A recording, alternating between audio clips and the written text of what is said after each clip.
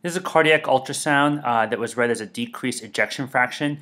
And you can see here, this is the left ventricle, this is the left atrium. The left atrium is really, really big. And I think the reason why it's dilated is because of the mitral valve here. You can see all this calcification. So there's probably a very impressive mitral valve stenosis here.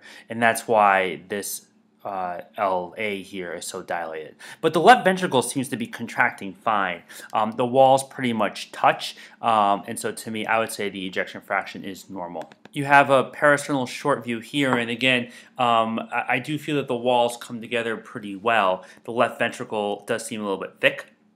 But to me, I would say that there is a normal left ventricular ejection fraction. I hope you can clearly tell that the RV is huge.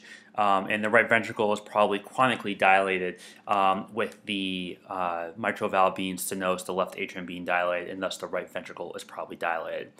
Another reason why your IVC is going to be plump and dilated. One thing to caution, when you see an ultrasound like this where the left atrium is dilated, you then get your parasternal short, you see that the RV is dilated as well. So there's a better view here. And then your IVC is probably going to be dilated because of pulmonary hypertension. And it's pretty agreed that when you have pulmonary hypertension, you can't really use the IVC to measure volume status. So main take-home points, I do think that the left ventricle, the ejection fraction is intact, but I think that the left atrium being dilated, the RV being dilated, that's the IVC being plump like this, probably illustrates that this patient has pulmonary hypertension. Hope this helps, and if you have any questions, thanks for saving.